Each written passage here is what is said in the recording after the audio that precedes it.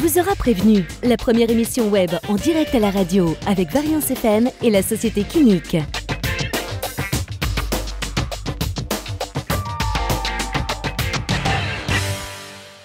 Nous sommes en compagnie d'Emma Benestan. Bonjour. Bonjour. Vous êtes ici pour nous parler du film Un monde sans bêtes que vous avez réalisé avec Adrien Lecouturier. Oui, c'est ça.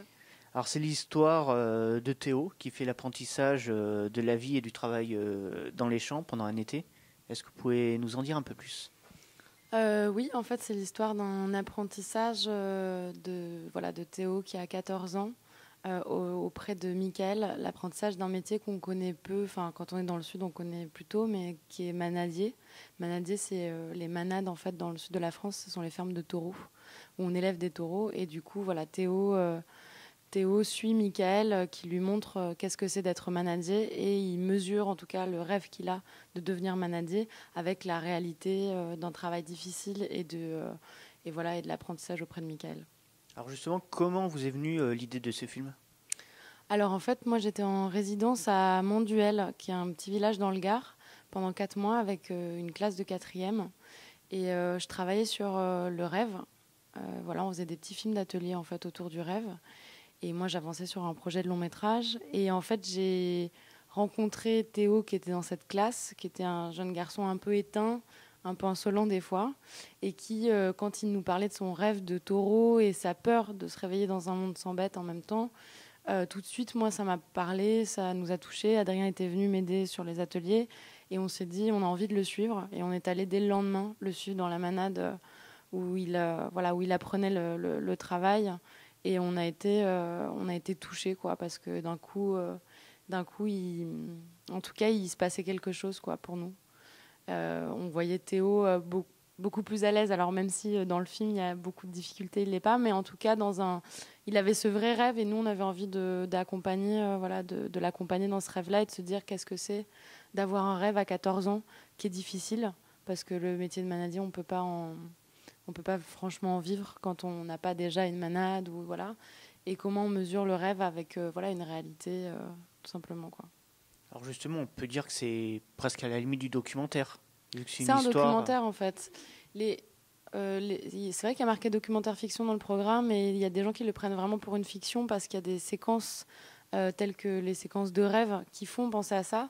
Mais nous, notre grande référence, c'était quand même Van der Keuken avec tous les portraits qu'il faisait de Bepi, de Herman Slob, où en fait les bascules, il mélange les genres et il bascule dans la fiction pour nous faire comprendre ce que traverse le personnage.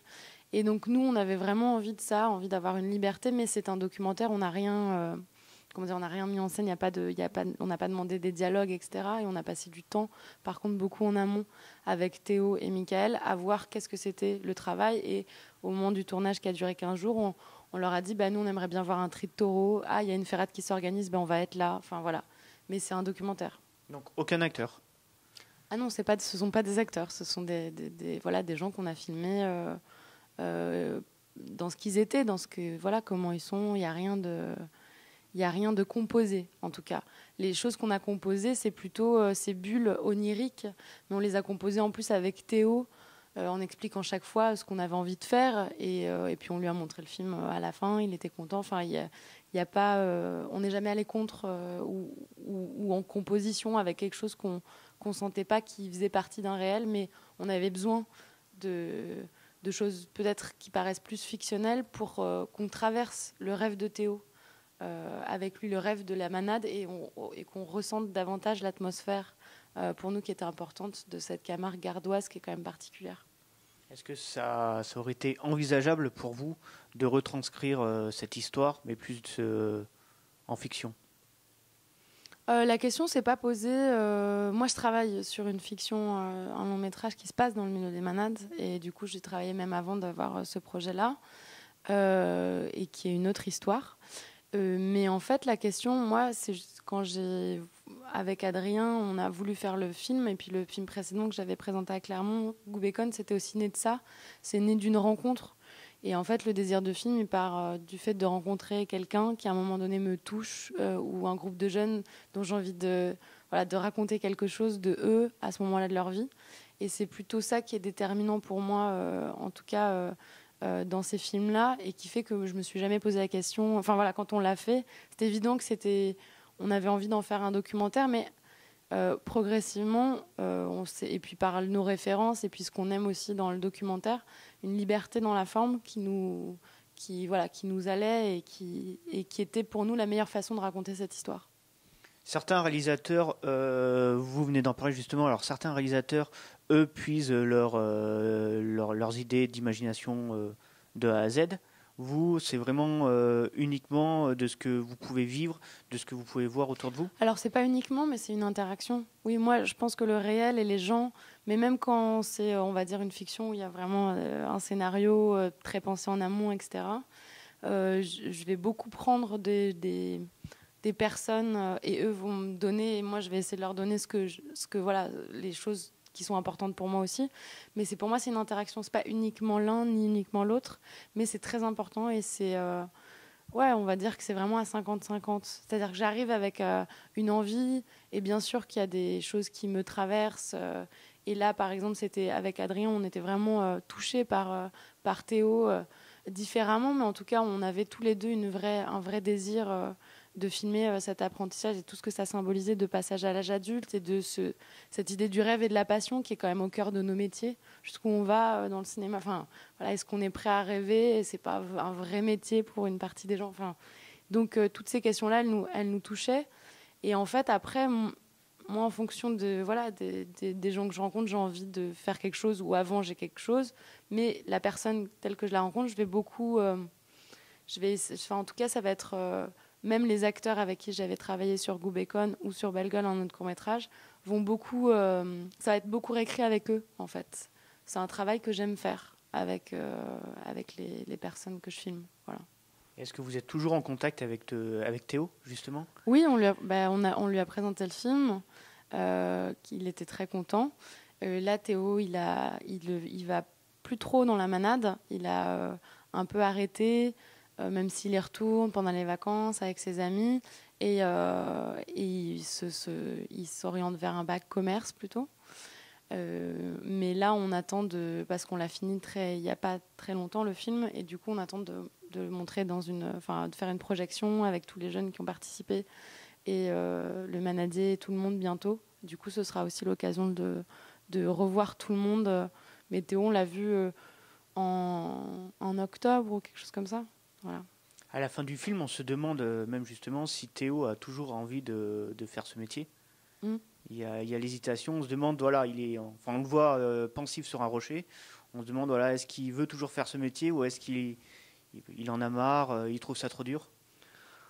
Bah oui, mais en fait, je pense que c'est ça, c'est cette émotion qu'on voulait faire passer, et en tout cas, c'est ce qui le traverse à ce moment-là de sa vie, quoi, à 14 ans, avant de s'orienter vraiment. Au lycée, c'est hyper important, on s'oriente, on se spécialise, etc. Et il y avait vraiment ce doute, je pense, de Théo, à un moment, de se dire, est-ce que ma passion va aller au-delà des difficultés, des obstacles qui sont quand même forts? Est-ce qu'il vaudrait mieux pas être raisonnable, comme le dirait ma mère, mais en même temps, elle est inquiète pour lui aussi, parce que c'est quand même un métier avec beaucoup de dangers. Donc tout ça fait que c'était un moment particulier pour lui, je pense, cet été.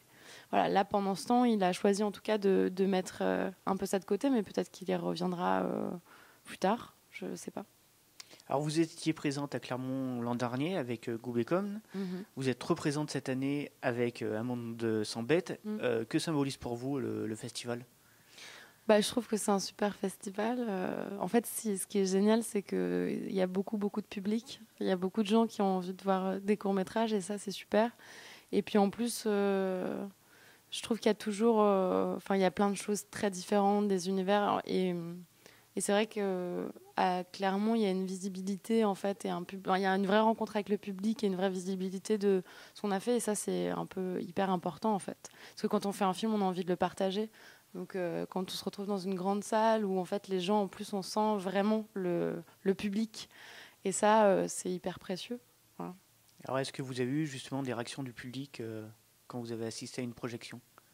Alors moi, vu que c'était un peu la première, enfin c'était la deuxième projection, je ne suis pas restée. Donc je suis allée à toutes les autres. Et là, j'ai senti le public, ce que je vous dis, ce que je trouve génial. Mais moi, je suis tellement terrorisée les premières fois que... Enfin voilà, j'ai l'impression d'être complètement nue. Et du coup, je suis pas restée. Voilà, j'avais trop peur. Mais voilà, on m'a dit que ça s'était bien passé. Personne n'a hué, donc ça va. Mais voilà. Est-ce que c'est une chose que vous prenez en compte, justement, voilà, quand il y a des retours du public, qu'ils soient positifs ou pas, est-ce que c'est une chose que vous prenez en compte sur vos différents projets ? Bien sûr, ça nous fait réfléchir, je pense. Après, ça dépend toujours aussi des retours, mais c'est des choses qui, des fois, nous marquent, ou des fois, on se dit, ah oui, là, il n'avait pas tort, là, il y a quelque chose qui l'a... Moi, par exemple, il y a beaucoup de... C'est marrant parce que dans les retours que j'ai eus pendant ce temps, il y a des personnes différentes qui... Il y en a qui sont dérangés et d'autres moins par la séquence de la mer, qui est quand même une séquence hyper importante, parce que c'est là où on comprend beaucoup de choses en fait, qui traversent Théo. Et c'est vrai que c'est une séquence qui est peut-être moins, on va dire, dans l'atmosphère du film en fait, parce qu'elle est très posée comme ça, elle est installée, il y a un chant contre chant. Et donc du coup, j'ai des retours très différents sur cette séquence qui me font pas mal réfléchir sur ce qu'elle raconte. Je pense qu'elle est essentielle au film. Mais après, je sais, je vois aussi ce qui peut peut-être étonner ou interroger. Mais en fait, quand on finit un film, après on a les retours, c'est pas tout de suite sur le moment. Il y a un temps de digestion, on va dire, des retours des uns des autres. Et après, quand on s'attaque à un autre film, je pense que bien sûr surtout quand il y a des choses qui reviennent, on se dit... on s'interroge, quoi. On se dit qu'est-ce que là, en fait, là j'aurais pu aller plus loin. Là, est-ce que j'aurais dû, voilà. Et puis on a toujours des choses qui nous restent de frustration dans le film. Moi, il y avait des choses que j'aimais beaucoup dans tout le moment qu'on a passé de cet été avec Michael et Théo, qui sont pas dans le film, mais qu'on pouvait pas filmer ou qu'on n'a pas eu le temps de filmer non plus, ou qui n'en rentraient pas dans le film parce que c'était trop long ou que ça, voilà, il y a plein de choses. Donc voilà. Justement, le film, je crois qu'il fait 27 minutes, quelque chose comme ça. 26, Est-ce que vous aurez eu, est-ce que vous auriez pu le faire un peu plus long, peut-être sur 35, 40 minutes? Je pense qu'avec le temps de tournage qu'on a eu et le peu de budget qu'on a eu, c'était compliqué de faire plus pour moi, je pense. Adrien, je pense qu'il serait d'accord si je m'entendais. Mais après, c'est pas tant. Moi, je pense que ça dépend des histoires qu'on raconte. Il y a des histoires qui, en 25 minutes, elles sont super. Il y en a qui, à 40 minutes, c'est génial. Et il y en a en 10 minutes, c'est incroyable. Enfin, je suis pas très... je me dis pas ça devrait faire 20 minutes, ça devrait faire. C'est plutôt que c'était le... En tout cas, vu que moi, j'ai commenté le film avec Julie Borvon et avec Adrien, on s'était dit au fur et à mesure qu'en fait, c'était le bon format pour nous, en tout cas pour cette histoire, pour qu'elle se déploie et qu'on soit dans ce temps-là. Après, c'est un univers quand même tellement fort pour moi, les Manades, que j'aurais envie de faire un truc encore plus profond, encore plus long, mais ce serait une autre histoire, quoi. Est-ce que vous avez des projets en cours actuellement d'écriture ou... Oui, j'ai un projet de docu-fiction sur une jeune fille qui est raseteuse. Les raseteurs, c'est ceux qui sont dans les courses camarguaises, qui courent après les taureaux pour rattraper les attributs.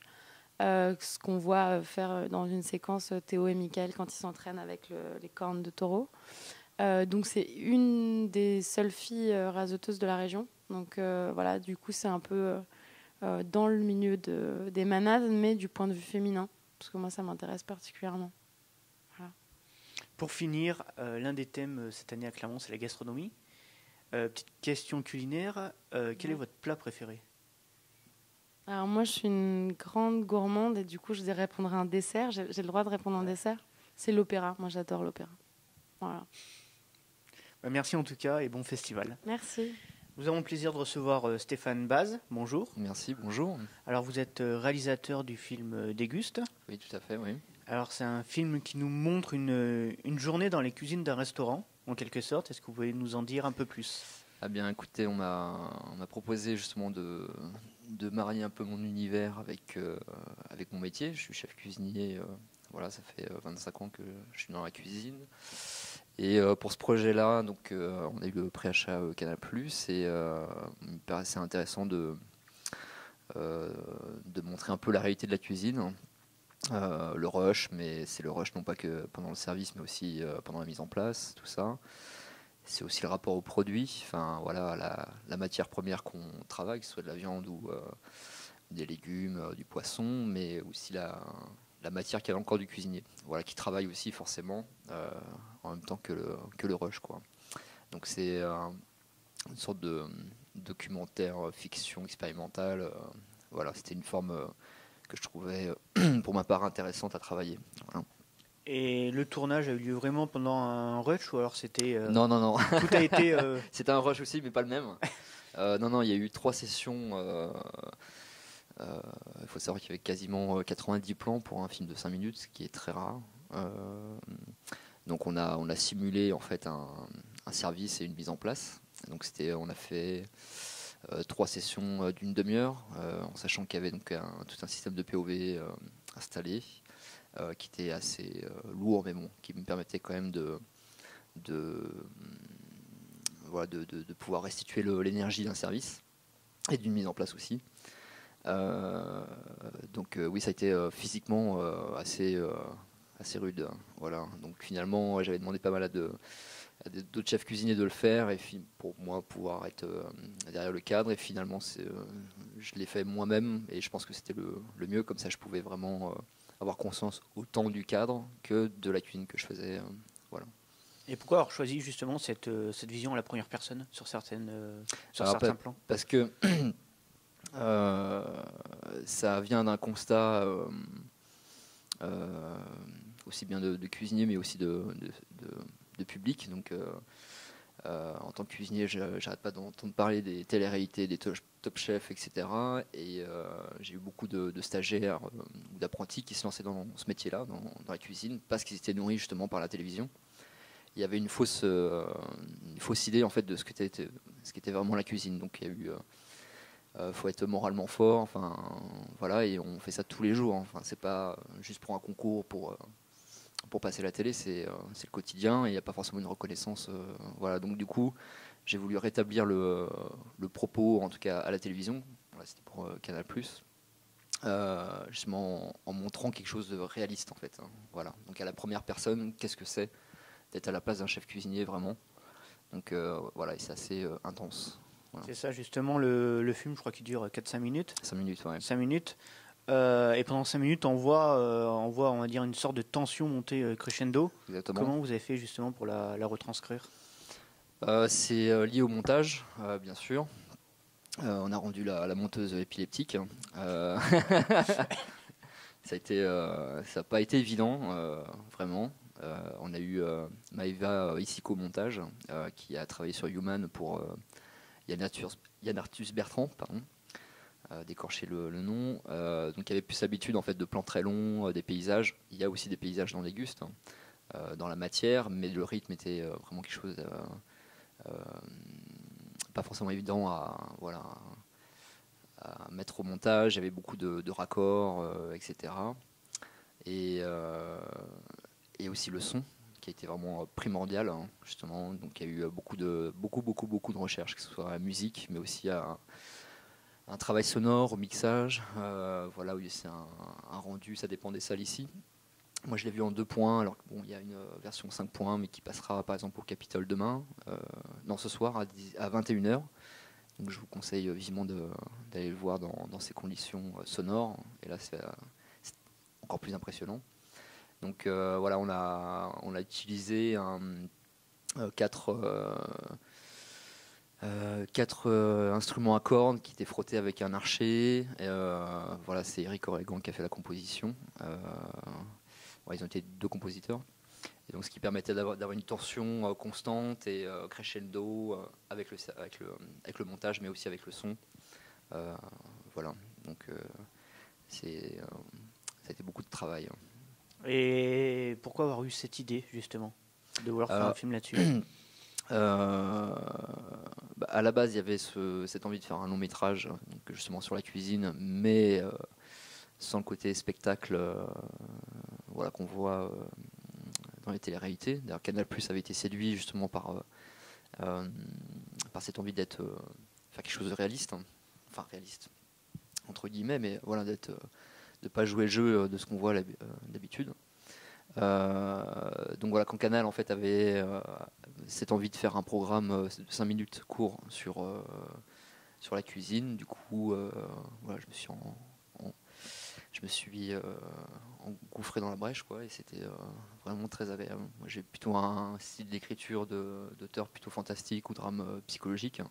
Donc du coup de marier mon métier voilà, on va dire alimentaire, hein, c'est qu'à le dire, avec mon univers, du coup ça donne cette forme assez étrange, voilà, de pouvoir dire que le corps du cuisinier est une matière comme celle qu'on a sur la planche ou dans l'assiette, hein. Voilà. Il y a certains spectateurs qui, quand ça finit dans la bouche, ont l'impression que c'est le cuisinier aussi qui finit dans la bouche de la cliente, et c'est pas faux, toute l'énergie mise en place, tout ça. Alors le thème cette année, c'est Tous à table, justement, oui. Voilà, qui regroupe un peu la gastronomie. Votre avis justement sur cette rétrospective? Alors moi j'ai assisté donc au programme 3 où il y a des gustes, parce qu'on a pas mal de rendez-vous ici à droite à gauche. Donc il y avait Les Nuls, il y avait un film de la Fémis voilà, dans le cadre de la cuisine du Yunnan, exactement. Il y avait Saint-Festin, enfin voilà, je la trouve très riche, très. Il y a plein de choses très très intéressantes en fait, hein. Donc courez-y, parce que franchement, bon, j'ai vu la queue hier, j'ai fait bon, j'ai pas trop d'inquiétude pour le succès de ces programmations là, mais en tout cas oui, ça marche très très bien. Mais voilà, si vous avez un petit peu de temps et que vous voulez être saisi, ému, etc. Enfin voilà, c'est des très bonnes programmations en tout cas. Et est-ce que votre film est prévu dans d'autres festivals? Oui, il a été sélectionné dans 2 autres festivals en région parisienne courant mars. Voilà. Mais après, ça va. Il y a de bonnes chances pour qu'il fasse tache d'huile. Il a commencé à être diffusé à Canal fin novembre. Voilà. Et puis il y a d'autres diffusions prévues durant l'année. Est-ce que de votre côté, vous avez des projets côté réalisation? Oui, bien sûr. Bien sûr, beaucoup. Enfin, voilà, rien de bien concret encore? L'écriture, c'est déjà quelque chose de concret. Après, c'est une question de financement, trouver les bons partenaires, tout ça. Mais voilà, on aiguise des couteaux pour que ça puisse marcher, quoi. Voilà. Un projet, c'est toujours. Donc, il y a des longs métrages, il y a un court métrage qui va être tourné en mars. Puis après, un autre court métrage aussi, une autre envie. Voilà. Sur la cuisine ou Pas du tout. Oui, il y a un long métrage sur la cuisine, mais le reste est plutôt d'un autre genre. Voilà. Donc pour finir, on en a parlé, un des thèmes, c'est Tous à table. Donc petite question culinaire, est-ce que vous avez une recette préférée? Oui, la recette du bonheur, elle est pas mal celle-là. Voilà. Merci. Merci en tout cas et bon festival. Merci, au revoir. Nous sommes en compagnie de Daniel Cohen. Bonjour. Bonjour. Vous êtes réalisateur? C'est ça. Est-ce que c'est la première fois que vous venez à Clermont-Ferrand? C'est ma première fois, ouais. Et pour vous, que symbolise le festival de Clermont-Ferrand? À Clermont, c'est quand même donc connu comme le plus grand festival international de court-métrage. Une chance que ce soit en France, du coup. Et du coup, voilà, pour moi, c'est un peu l'occasion de rencontrer tout le milieu du court-métrage qui s'y retrouve chaque année. Et voilà, cette année, je me sentais prêt à y aller par mes moyens. Et j'ai un petit réseau, mais je suis pas non plus... je connais pas tout le monde, quoi. Et donc, c'est vraiment sympa de pouvoir élargir aussi là-dessus, rencontrer les gens, pouvoir discuter de ce qu'ils font et de ce que je fais, et de voir un petit peu comment va se dérouler la suite, quoi. Et est-ce que vous avez toujours eu un attrait pour le cinéma? Ouais, ça c'est... j'ai eu un parcours un petit peu en slalom, mais je pense que si je remonte au plus loin, c'est quand j'avais 3 ans et que pour la première fois je regardais Jurassic Park sur ma télé, quoi. Donc à ce moment-là, vous avez eu envie d'être réalisateur? Pas à ce moment-là, mais disons que ce film a eu un tel pouvoir d'attraction sur moi. Et je l'ai bouffé je sais pas, pendant 10 ans, j'ai rayé la cassette, j'en pouvais plus de ce film, quoi. C'était trop pour moi, et à chaque fois j'y revenais, et puis après, je me suis dit non, mais le cinéma c'est pas sérieux, nanana, donc je vais faire des études d'anglais, allez, ça suffit. Et puis en études d'anglais, je me suis dit bon bah à un moment donné, il faut arrêter les conneries, il faut se dire que si t'aimes ça, et tu le fais, quoi. Et donc voilà, j'ai fait des études de cinéma après, et je suis très très content de les avoir fait, quoi. Alors justement, qu'est-ce que ça vous a apporté d'avoir fait des études, une formation dans le cinéma? Ah bah alors, il y a deux facteurs. Le premier, c'est déjà que j'étais dans une université que j'adore profondément, qui est Paris 8, à Saint-Denis. Et la deuxième, c'est que, en fait, quand on rentre à l'université de cinéma, on est un petit peu vierge. On a 18, 19, 20, on croit que on connaît pas mal de films, etc. Et puis le choc est total, et on se rend compte que bah non, bah en fait, il y avait un film thaïlandais que je n'avais jamais vu et qui m'a bouleversé, et il y avait une esthétique du cinéma que je ne connaissais pas et qui m'a transcendé. Donc c'est tout ça la fac, en fait.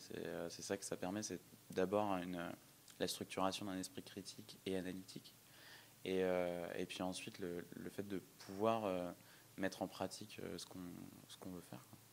Et justement, quand vous partez sur la réalisation de films, d'où vous vient l'idée? Est-ce que c'est issu de faits réels de votre vie, ou de vie de personnes qui tournent autour de vous, ou est-ce que c'est vraiment l'imagination? C'est les deux. C'est les deux. Moi, je suis sur. Donc, mon prochain, c'est le plus autobiographique que j'ai fait pour l'instant. Bien que voilà, ça soit clairement une fiction, et qui s'installe comme une fiction, et que de toute façon, je dirais jamais que c'est ma vie, en fait. Mais c'est vrai que les thèmes qui sont abordés font partie de moi, et vraiment intrinsèquement, quoi, c'est sûr. Les autres, ceux d'avant, j'avais fait pour la fac, j'avais fait un pastiche de Tree of Life, et là, pour le coup, on est carrément dans une sorte de cinéphilie pure et dure. Donc voilà, et j'avais fait un court autoproduit qui... je pense que de toute façon, oui, il y avait des influences sur ma vie, qui était dans un théâtre en huis clos. Mon père vient du théâtre, donc à mon avis, forcément, ça doit coller. Alors justement, on a eu en invité cette semaine, que ce soit des réalisateurs ou des comédiens, qui nous disaient, voilà, le fait d'écrire un film ou de jouer dedans, parfois c'est une sorte de thérapie pour eux. Ah, mais c'est complètement une thérapie. Je pense que c'est les thérapies les plus chères du monde, les films. Mais non, c'est complètement une thérapie, mais en même temps, je pense que c'est plus que ça, parce que il y a un besoin derrière, qui est d'être honnête, en fait. Il y a un besoin d'être honnête envers soi, et du coup, je pense que c'est, enfin, l'art en général, je pense que c'est ça. C'est le fait d'abord d'être honnête, et ensuite de montrer qu'on est honnête, en fait. Voilà. Et c'est là-dessus que ça se joue, je pense. Alors justement, vous en parlez tout à l'heure, vous êtes en train de travailler sur un projet. Oui, tout à fait. Pourquoi être venu à Clermont-Ferrand? Qu'est-ce que vous recherchez ici? Alors là, ce que je disais à des producteurs hier, c'est que je suis le cul entre 1000 chaises. J'ai très, très envie de faire ce film de toute façon, et je le ferai quoi qu'il arrive, producteur ou non, en fait. Donc voilà, l'idée, c'est vraiment là de pouvoir essayer de rencontrer des gens, de pitcher les trucs, de rencontrer aussi des gens qui pourraient être dans l'équipe technique. Et puis à partir de là, on voit ce qui se passe en termes de financement, et on avancera comme ça. Mais voilà, l'idée, c'était vraiment de pouvoir voir où étaient les chances de ce film, en fait. Donc pour vous, que ce soit avec ou sans financement, le film... Le film se fera, ouais. Le film se fera, et je suis extrêmement déterminé là-dessus. Et parce qu'en fait, dès qu'on parle de financement, on parle aussi de temps à rallonge. Et moi, ça va faire 3 ans et demi que j'ai pas tourné, et j'ai un peu, j'ai la bougeotte, je tremble de pouvoir pas en faire, en fait. Et donc, alors je sais pas si ça fait de moi quelqu'un de pressé, je pense pas, parce que en fait, l'impatience a mûri. et elle n'était pas là tout de suite. Mais du coup, là, je me sens vraiment prêt à attaquer quoi qu'il arrive. Et voilà. Et puis après, c'est pas grave en fait si c'est pas produit. On se dit souvent c'est super grave si c'est pas produit, etc. Mais en fait, non, c'est pas grave. C'est juste mieux en fait, parce qu'il y a plus d'argent et on peut payer les gens. Et c'est vraiment c'est une dynamique plus posée en quelque sorte. Mais il y a quelque chose de très agréable aussi dans la débrouille. Hein.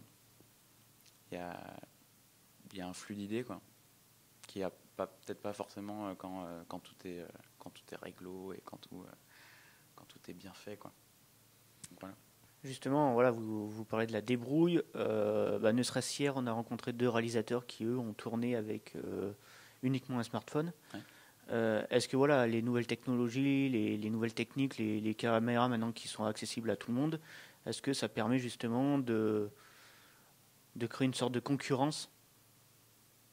Non, mais il y a pas de concurrence en fait. Enfin, c'est déjà par exemple le fait qu'il y ait des compétitions. Alors des nominations, pourquoi pas quoi. Mais de toute façon, c'est ultra abstrait ce terme de compétition dans ce qui est de l'artistique en fait, parce que on se ramène avec sa personnalité, son point de vue et une mise en scène et des acteurs, etc. qu'on aura travaillé. Enfin, je veux dire, ça sert à rien de se comparer en quelque sorte. Donc en fait, que ça soit avec un portable ou avec une Alexa, pour moi, l'important c'est ce que la personne a envie de dire. Après, ce que ça veut dire aussi, c'est que il y a une sorte d'amateurisme aussi là-dedans. C'est-à-dire que le smartphone, à part si c'est Soderbergh qui le prend, en général, de toute façon, tout le monde peut le faire. Donc ça veut dire que ça dépend si on a quelque chose à dire, mais on peut faire un film sans avoir rien à dire, et ça se voit tout de suite en fait. Donc voilà, la différence se fait là, elle se fait pas forcément sur les nouvelles technologies, je pense. Et est-ce que voilà, à Clermont, est-ce que vous avez visionné des films? Ouais, j'ai vu une séance. J'ai pas eu le temps de faire plus d'une séance, mais j'ai vu une séance qui m'a pas mal plu d'ailleurs. J'ai vu un film de la Fémis qui était très très bien, qui s'appelle Un homme, mon fils, que je recommande. Et donc voilà, ouais. Ouais, mais c'est bien, hein, c'est cool. Et vous, en tant que réalisateur, est-ce que vous avez un genre de prédilection? Est-ce que c'est plus les films type drame, plus les films comédie Alors, je dirais pas que... je pourrais pas l'installer dans un genre narratif comme ça. Je pourrais peut-être dire que j'ai pas une affection particulière pour le naturalisme, que je suis plus... que j'essaye le plus possible de faire entrer de l'onirisme, de la fantasmagorie dans mes films. Parce que c'est toujours ça qui m'a plu dans le cinéma, en fait. C'est le fait à un moment donné, de pouvoir s'échapper et de pouvoir s'échapper et rentrer, en fait, dans un autre monde, en fait. Et donc, voilà, les films qui sont ultra terre-à-terre, à moins que ce soit super bien mis en scène, etc. Pour moi, c'est un peu... voilà, j'ai un peu une réticence là-dessus, mais après, il y a beaucoup d'exceptions aussi. Hein. Pour finir, l'un des thèmes cette année, c'est la gastronomie. Donc, petite question culinaire. Okay. Votre recette préférée? Ma recette préférée ma recette préférée, ma grand-mère fait des très bonnes pâtes à la sauce. Et elle fait des aubergines absolument délicieuses aussi. Voilà, je peux juste vous dire ça, parce qu'après... Non, mais j'adore cuisiner en plus, pour le coup. C'est quelque chose que j'ai découvert il n'y a pas si longtemps, et depuis 2 ans, j'arrête pas de cuisiner, j'adore ça, quoi. Donc, je pourrais vous en dire plein, des plats, mais je vais m'arrêter là. Merci en tout cas et bon festival. Je vous en prie. Nous sommes maintenant en compagnie d'Alexandre Auconte. Bonjour. Bonjour. Alors vous êtes ici à Clermont-Ferrand pour présenter votre projet Café Paradisio. Est-ce que vous pouvez nous en dire un petit peu plus? Alors donc il s'agit d'un film expérimental qui dure 9 minutes à peu près. L'idée, le pitch de départ, en fait, c'est un personnage qui nous raconte une histoire, une rencontre entre un navigateur et une femme énigmatique. Petit à petit, on se rend compte que les choses sont un peu plus complexes et on est amené à se poser des questions sur ces 3 personnages. Alors quelques indices sont sont à l'image, et donc on peut être amené à se faire sa propre histoire à partir du pitch de départ. Voilà. Et comment avez-vous eu l'idée de ce film ? Alors l'idée du film, c'est en lisant une nouvelle. En fait, je me suis beaucoup inspiré d'une nouvelle qui s'appelle Le Mermaid est fermé à jamais, qui est une nouvelle de Pedro Badran, un écrivain colombien. Donc voilà, j'ai beaucoup aimé l'atmosphère qui pouvait se détacher de cette nouvelle, et j'ai essayé de... En fait, le film tourne plus autour de l'atmosphère de la nouvelle plutôt que de l'adaptation pure et dure de cette nouvelle. Voilà. Les personnages dans la nouvelle sont décrits, on sait déjà qui ils sont pratiquement dès le départ. Moi, j'ai voulu laisser un petit peu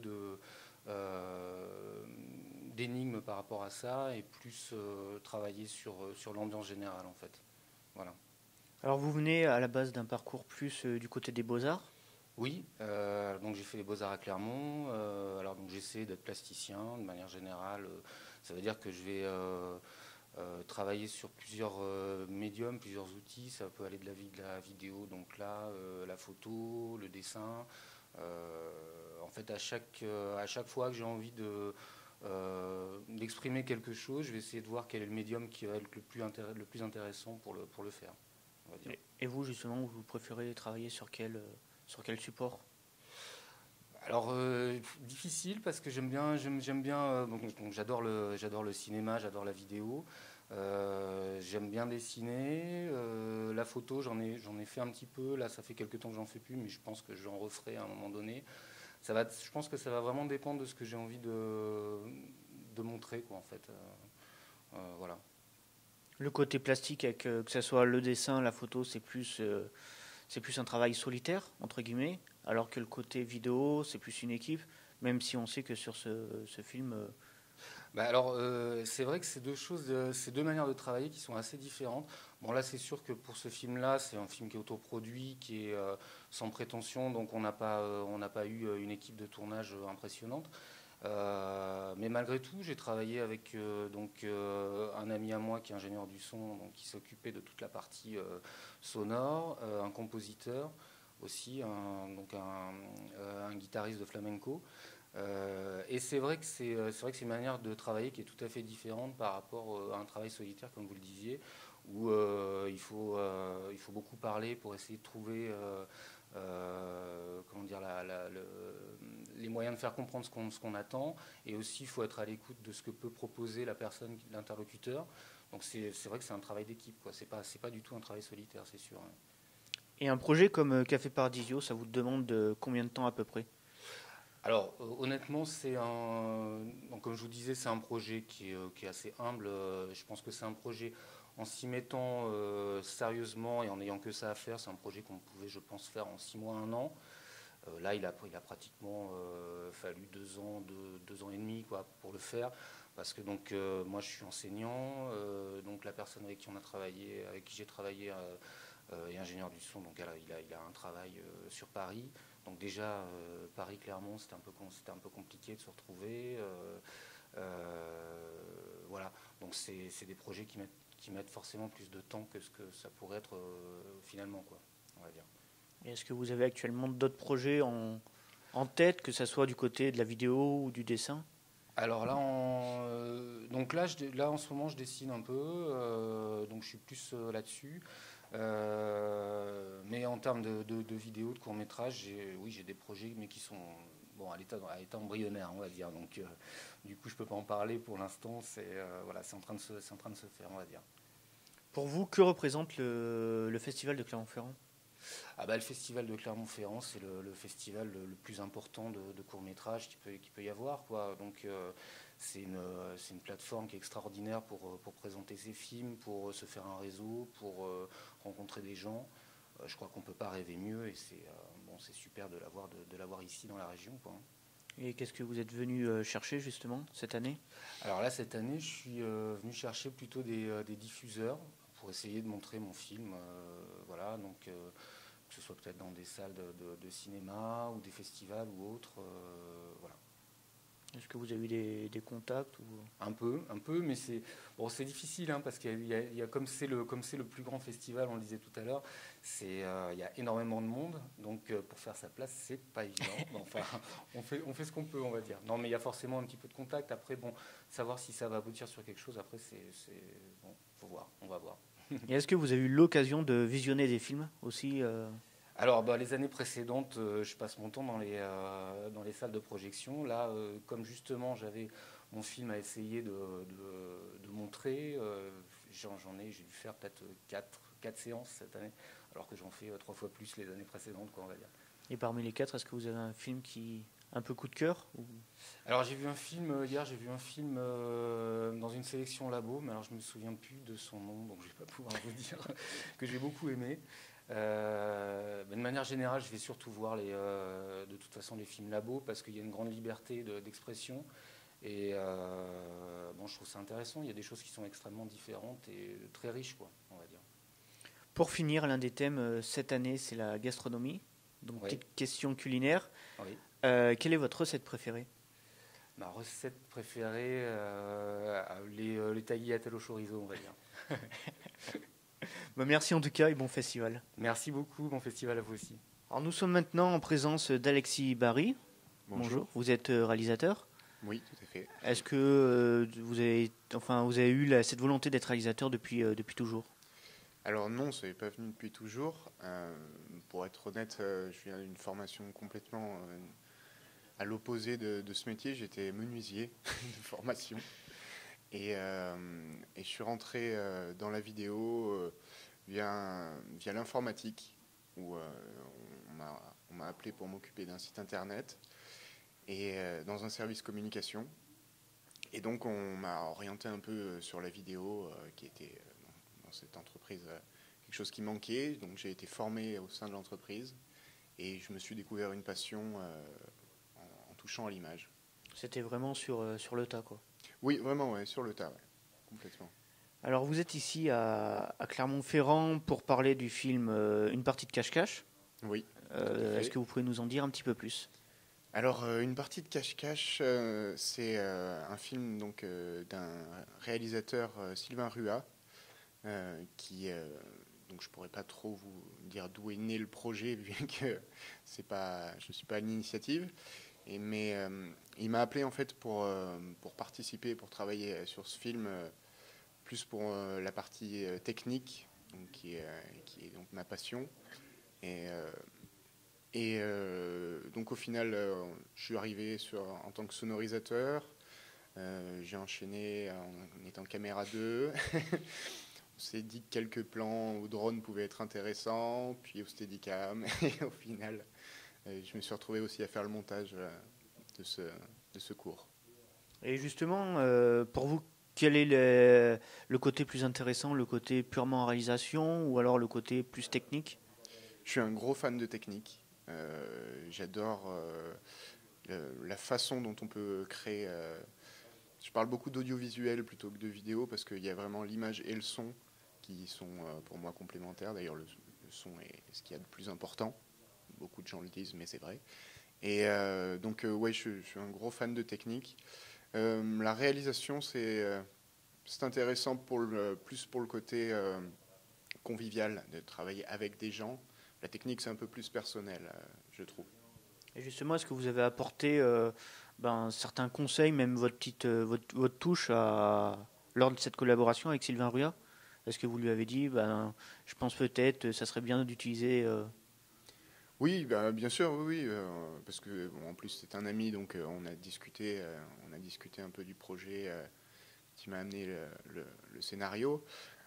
Après, il avait une idée, ses idées étaient bonnes. On avait un fil conducteur, on savait où est-ce qu'on partait. C'est plus sur le moment, en fait, au moment du tournage où il faut trouver quelques solutions par rapport à des choses qu'on n'aurait pas prévues. On a tourné en extérieur, donc conditions météo, ce genre de choses. Où là, j'ai plus apporté un peu mon expérience pour mener à bien ce cours. Alors justement, vous êtes attiré par le côté technique. Hier, on a eu en invité 2 réalisateurs qui ont réalisé un film avec uniquement des smartphones. Est-ce que pour vous, que ce soit avec les smartphones ou même maintenant les caméras qui sont abordable au niveau du prix. Est-ce que c'est un plus pour le cinéma? Je pense que c'est un plus.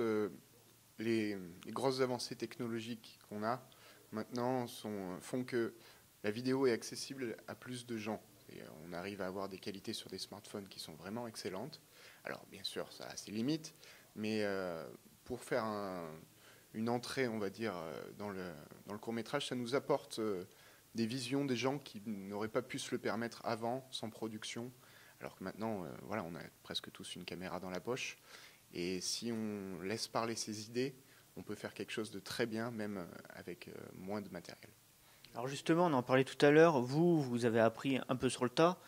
Est-ce que le côté plus formation, voilà, aller dans une école de cinéma, apprendre les différentes techniques, vous manque ou pas du tout?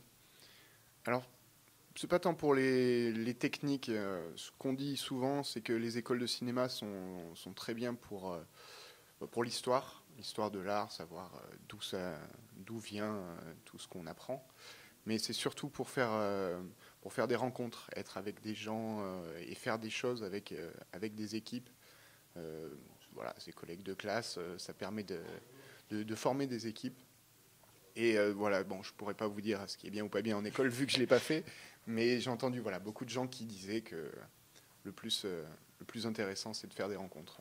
Et cette année, qu'est-ce que vous êtes venu chercher ici à Clermont-Ferrand à l'occasion du festival? Eh ben, exactement ça, en fait, justement faire des rencontres avec des techniciens, avec des producteurs aussi, bien sûr, parce que bon, on peut faire beaucoup de projets comme ça, juste par passion, en zéro budget, ça existe, on en voit beaucoup, même dans les sélectionnés, mais c'est vrai qu'on a des envies de faire les choses bien et d'avoir une production derrière. Et est-ce que vous, personnellement, vous avez des projets en cours?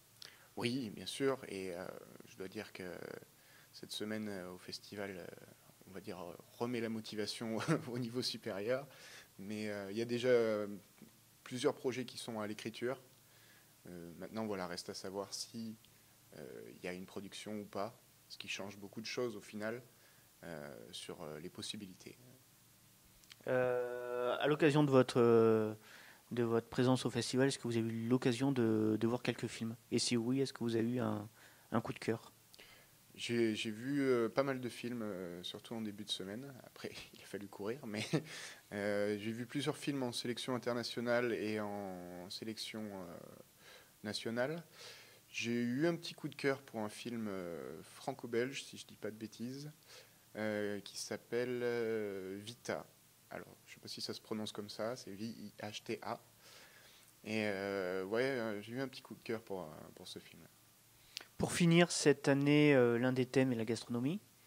Peut-être petite question culinaire, quelle est votre recette préférée? Moi, je dirais la truffade. Merci en tout cas et bon festival. Merci à vous.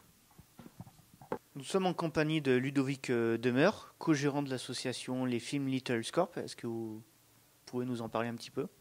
Oui, alors bonjour. Alors en fait, c'est une association lyonnaise qu'on a créée avec Anthony Oliva, donc, qui est mon collègue, en 2015, et dans le but effectivement de pouvoir autoproduire nos films avant tout. Et en parallèle, effectivement, on fait aussi un peu d'institutionnel. Et combien de personnes gravitent autour de cette association?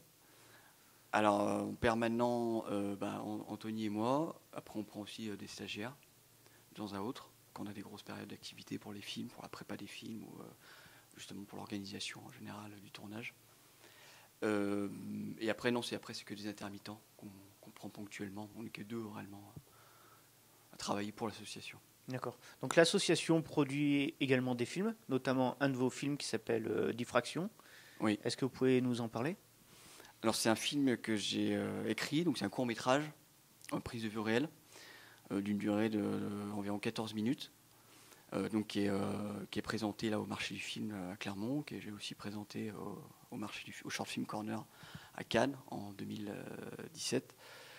Et du coup, donc je l'ai écrit. Je l'ai monté, donc je l'ai réalisé. Donc c'est l'histoire en fait, de Lisa, d'une jeune fille de 10 ans qui est face à des parents qui sont misanthropes, qui ont un regard sur la société qui est biaisé, qui est très clivant, on va dire. Et face à ce regard, c'est une interrogation que je me pose sur effectivement que peut devenir Lisa, comment on peut évoluer à l'avenir Lisa dans cette société-là, étant donné qu'elle n'aura pas les bonnes clés pour effectivement évoluer dans celle-ci. Donc c'est le cheminement de Lisa face justement à cet enfermement, on va dire, psychologique de la part de ses parents. Et une de mes hypothèses, c'est qu'elle ne va pas devenir une forme de fantôme. Donc il y a des plans assez un peu qui partent un peu dans le fantastique, avec des ectoplasmes, une lumière un peu particulière, un peu la Lynch, de temps à autre.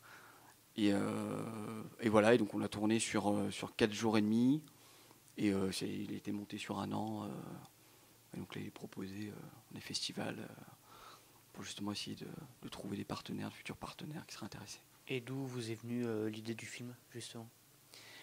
C'est des sensations, mais oui, des sensations en fait, qu'effectivement, qu'il y a un climat un peu assez anxiogène, je trouve. Et puis c'est surtout, effectivement, qu'est-ce qu'on peut, à travers nos propres sensations en tant qu'adulte, qu'est-ce qu'on peut transmettre ou pas, ou qu'est-ce qu'on doit effectivement laisser notre enfant dans nos propres peurs, nos propres désirs.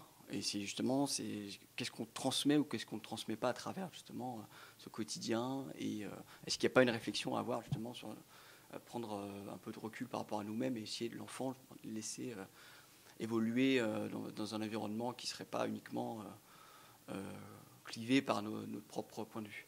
Vraiment le laisser, lui, évoluer en fonction de son propre point de vue, tout en ce qu'il soit encadré, mais laisser comme un espace de liberté, parce que l'enfant n'est pas bête, il évolue, il voit des choses, après il faut expliquer quand il y a des choses qui sont un peu dures à vivre, mais c'est surtout dans ce sens-là, et ce rapport aussi à la culture, qui est aussi omniprésent dans le film, c'est-à-dire qu'on possède la culture, mais elle ne nous renvoie pas finalement à d'autres sensations ou émotions. Il y a une forme d'effectivement, c'est une possession plutôt qu'une réflexion qui nous amène. Donc là, c'est notamment dans un milieu bourgeois, que je ne l'ai pas parlé. Je trouve que dans ce milieu bourgeois, on possède, mais il y en a qui réfléchissent à ce qu'ils ont avec eux, mais il y en a effectivement, c'est uniquement de l'apparence et montrer qu'effectivement, qu'on a le pouvoir d'achat qui nous amène à ça. Alors justement, là, vous en parlez. Vous, ce film, l'idée est venue de sensations, d'expériences plus ou moins. Voilà. Est-ce que pour vous, quand vous réalisez un film, c'est forcément issu d'expériences de la vie de tous les jours, que ce soit la vôtre ou celle de personnes gravitant autour de vous, ou alors est-ce que ça peut être carrément quelque chose sortant de l'imaginaire? Il y a forcément une part qui vient du réel, de sensations. Alors après, les sensations, c'est très irrationnel aussi, donc ça peut tomber effectivement dans l'imagination pure, mais effectivement, je pense que ça vient d'éléments qui proviennent du réel. Oui, ça c'est sûr. Ouais. Après qu'on symbolise peut-être, on fait des allégories, qu'on fait des métaphores, oui, mais ça vient du réel. Ça peut être très onirique comme film, comme Lynch, mais il y a une part qui vient du réel et qu'on développe de cette manière-là. Après, ça ne vous empêche pas qu'on peut dévier vers ses propres fantasmes ou obsessions qui, du coup, ne viennent pas du réel, mais viennent d'un ressenti et de ce réel qu'on transforme avec notre propre subjectivité. Alors certains de nos invités nous disaient, alors que ce soit des réalisateurs ou des comédiens, que de tourner des films ou de réaliser des films, c'était une sorte de thérapie. Est-ce que c'est une affirmation vraie pour vous? Une forme de thérapie, je suis pas malade, donc non. Si, je suis peut-être malade, j'ai l'impression de me porter bien. Non, bon, c'est vraiment de l'art, il y a quelque chose de ludique, il y a quelque chose de... effectivement, on rentre en soi aussi, donc il y a des obsessions, mais bon, j'en ressors pas grandi, j'en ressors pas guéri d'un film. Quand je réalise un film, j'ai pas de guérison. C'est simplement, effectivement, que j'ai approfondi certains points de ma personnalité ou de quelque chose de plus sociétal. Et que du coup, j'en ressors effectivement avec un peu plus enrichi, parce que c'est aussi le comédien qui m'apporte des choses, aussi les techniciens qui m'apportent des choses. Alors ça peut être effectivement d'un point de vue plus de la réalisation ou quelque chose de plus général. Mais non, mais pour moi, non, ce n'est pas une thérapie. Je ne fais pas des films pour être guéri de quelque chose. Je fais des films parce que ça me plaît de les faire, par plaisir. Et quand vous travaillez sur un film avec, par exemple, vos comédiens, est-ce que vous les laissez libre cours à leur point de vue? C'est-à-dire, est-ce que parfois, certains peuvent vous dire, voilà, je pense que cette scène, je devrais dire telle chose ou tourner... Alors, il y a une préparation en amont, en fonction de la, on va dire, de la profondeur du rôle, on va dire, de sa présence. Mais en général, non, on fait le casting, et puis après, donc je leur demande qu'ils présentent une scène qui a un rapport au film. Donc je leur donne une idée, et puis je leur demande qu'ils présentent quelque chose qu'ils connaissent déjà, ou qu'ils vont apprendre sur ce moment-là, ou ça peut être de l'improvisation totale. Et puis après, dans un deuxième temps, donc s'ils sont pris, sur le tournage, je leur laisse une certaine liberté, mais après, moi, c'est des émotions qui m'intéressent, ou des mouvements aussi en fonction de la caméra. Et si je les ai, en général, j'essaie assez rapidement. En général, non, je ne vais pas vers eux, mais j'essaie simplement, à la marge, de les guider tant que je peux. Mais il y a une grande part de liberté, ouais. Et comment faites-vous justement pour les préparer à se mettre dans le rôle du personnage? Déjà, je pense qu'il y a du travail de leur côté, je pense aussi, eux-mêmes, j'ai pas besoin de leur dire. Et il faut qu'ils soient prêts pour le jour du tournage. Et puis après, en amont, effectivement, on discute.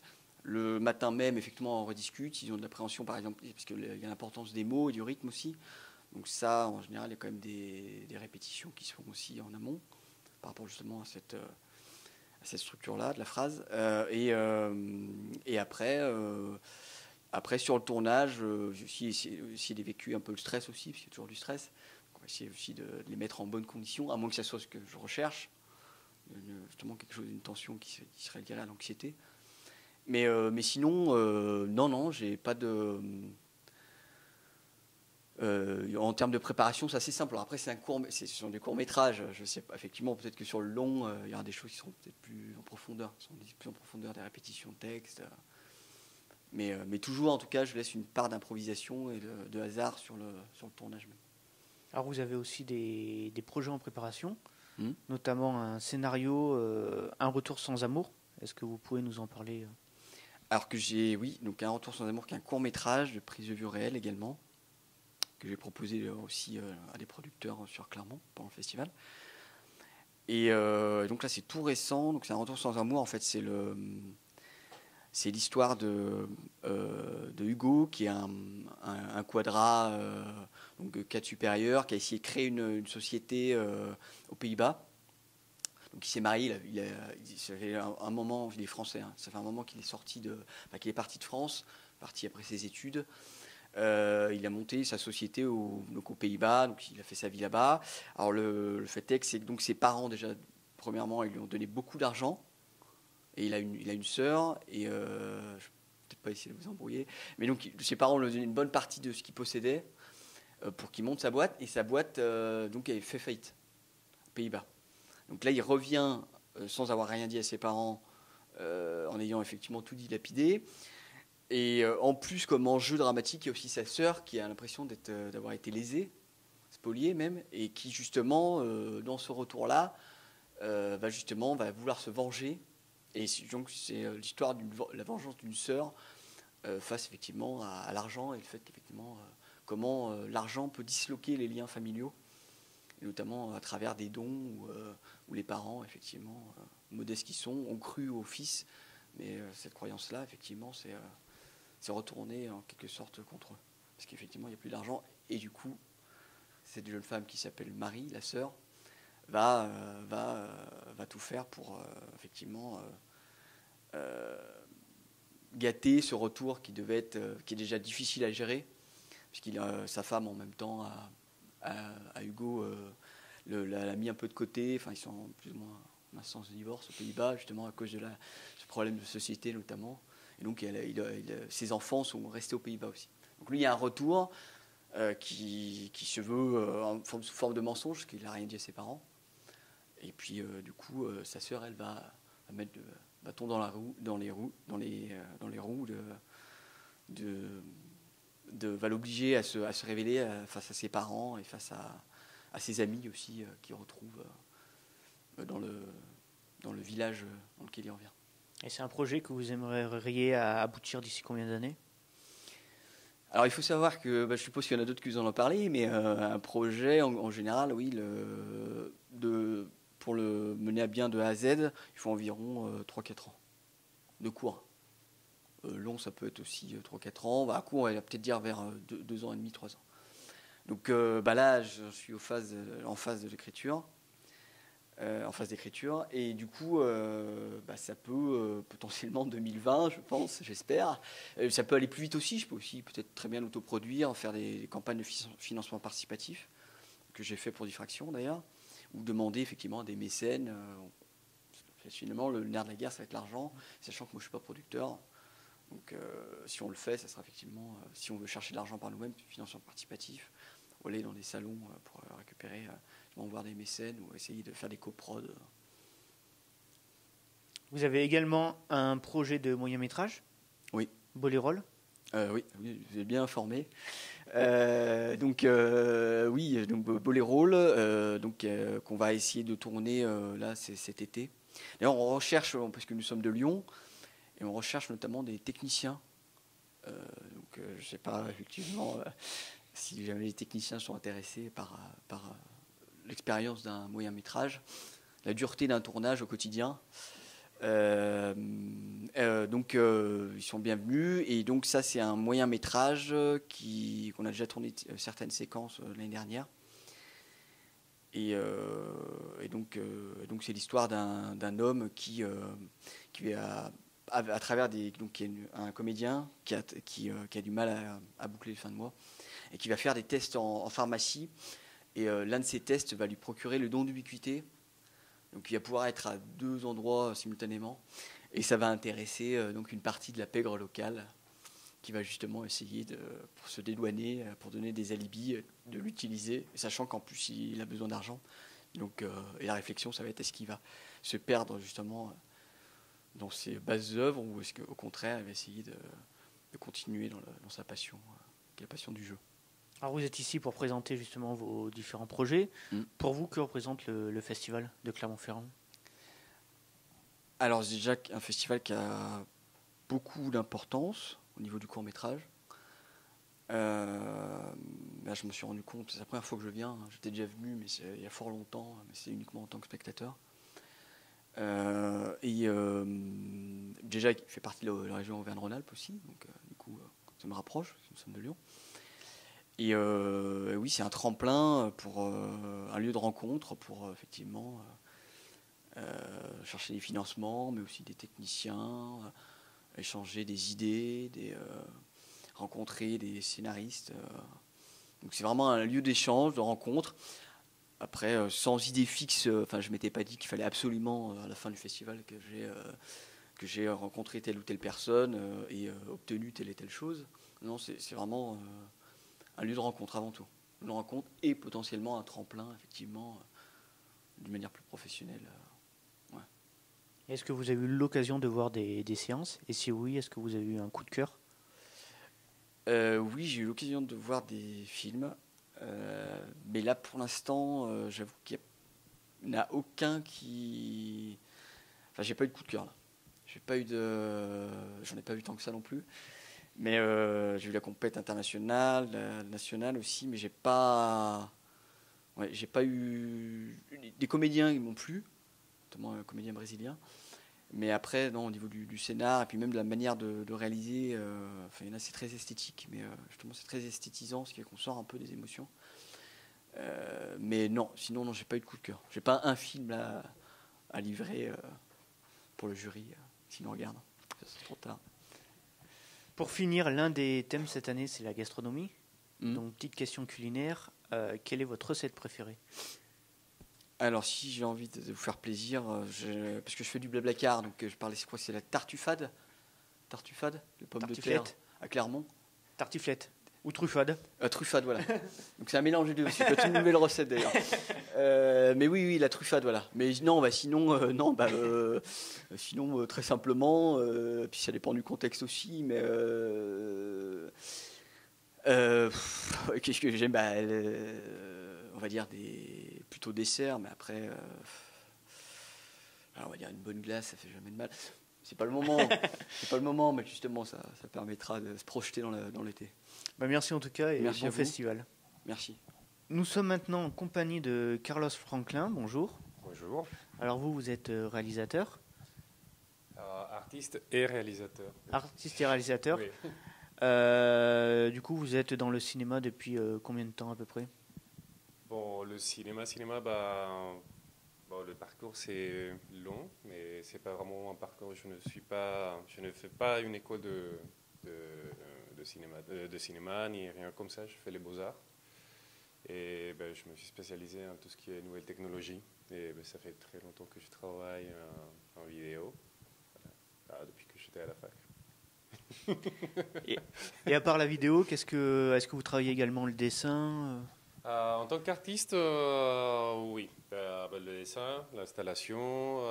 Je travaille assez souvent avec des musiciens, donc je travaille aussi sur la scène, sur l'opéra, sur des concerts, et en créant aussi mes propres spectacles. Donc ça. Est-ce que parmi tout ça, est-ce qu'il y a quelque chose qui vous attire le plus, que ce soit la vidéo, la création de spectacles ou le dessin? Non, pas forcément. Ça c'est selon le projet. Quand vous voyez le parcours des artistes contemporains, c'est selon votre centre de recherche dans un moment, et ça peut vous attirer dans des expressions qui sont assez différentes. Alors justement, par exemple, le dessin, ça va être un travail plus solitaire, entre guillemets, alors que la vidéo ou même la création...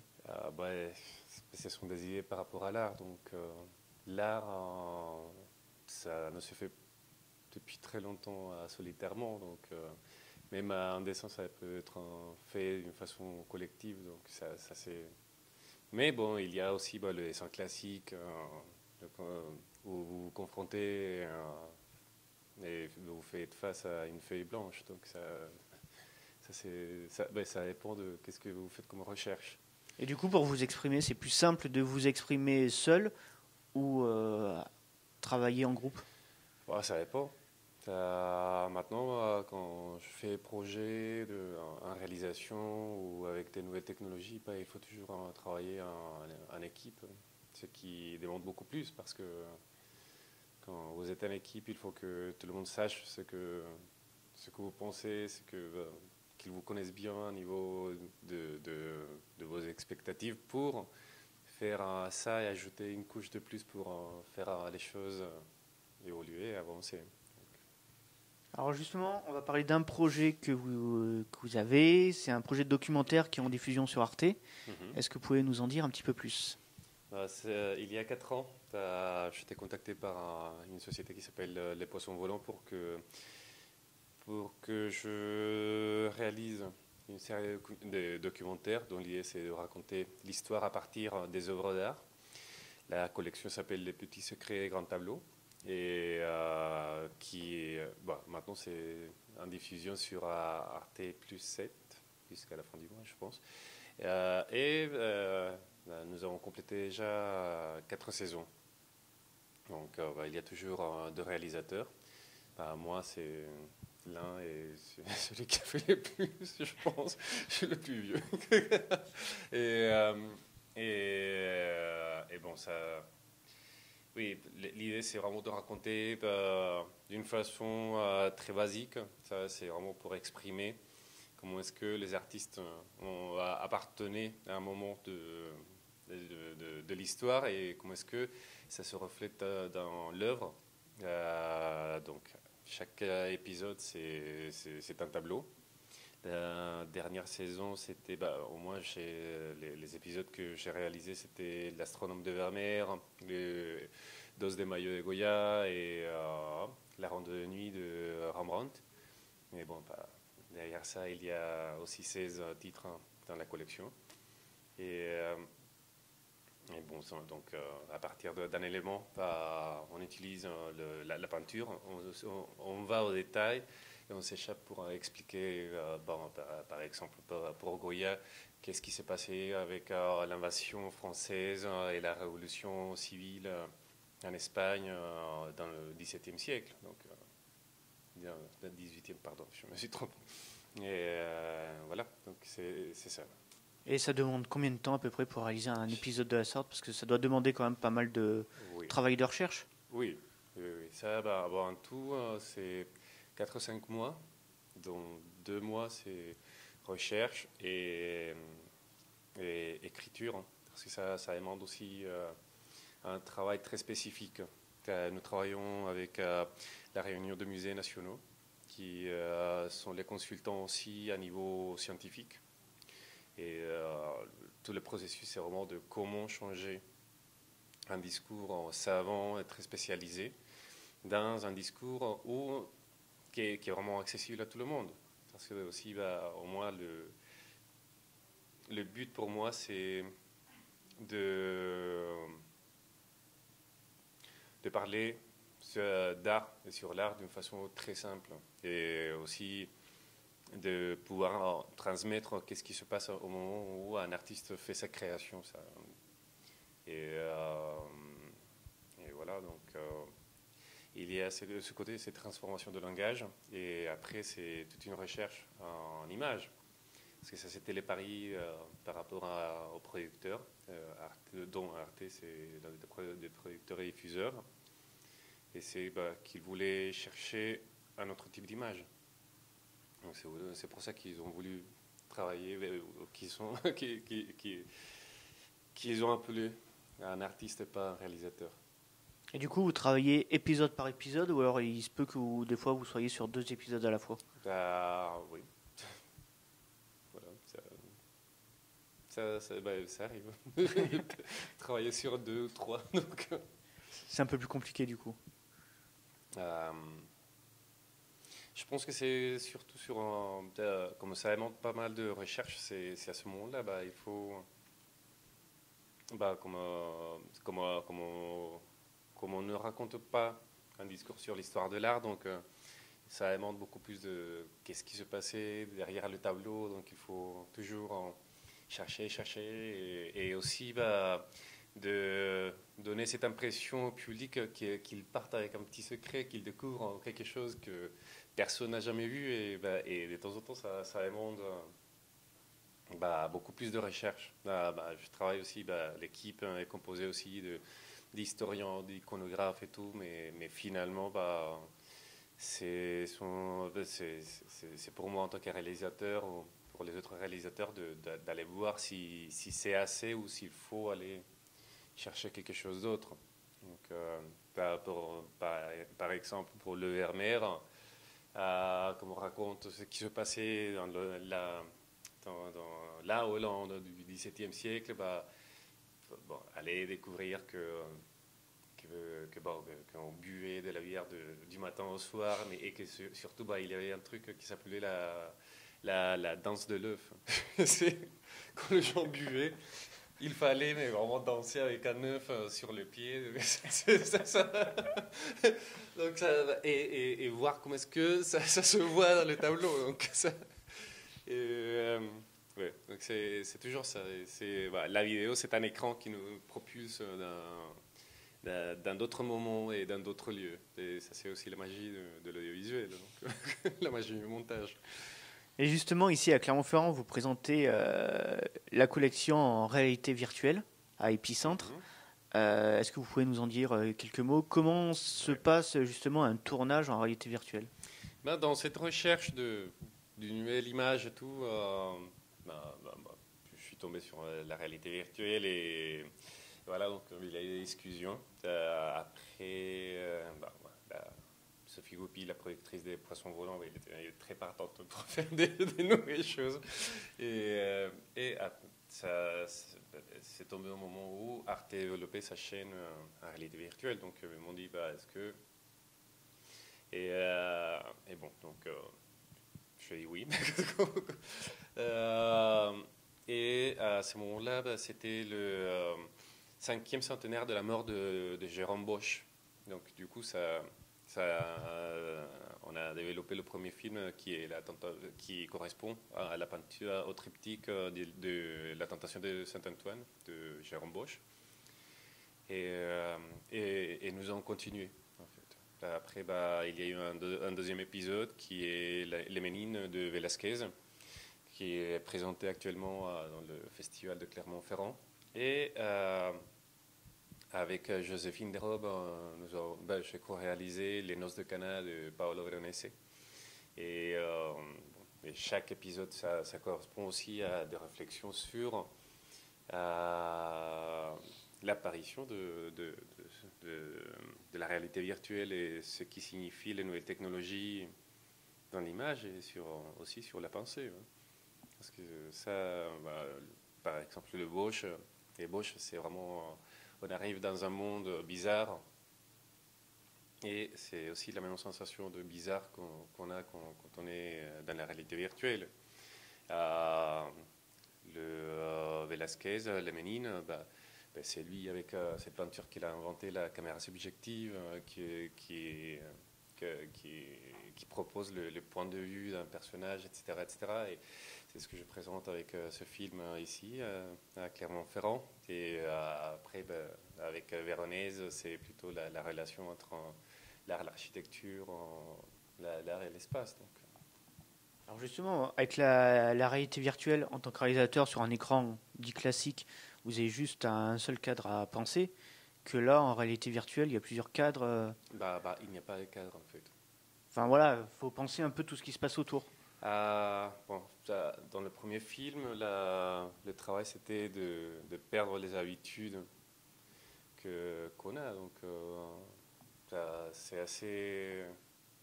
le premier film, c'est dur.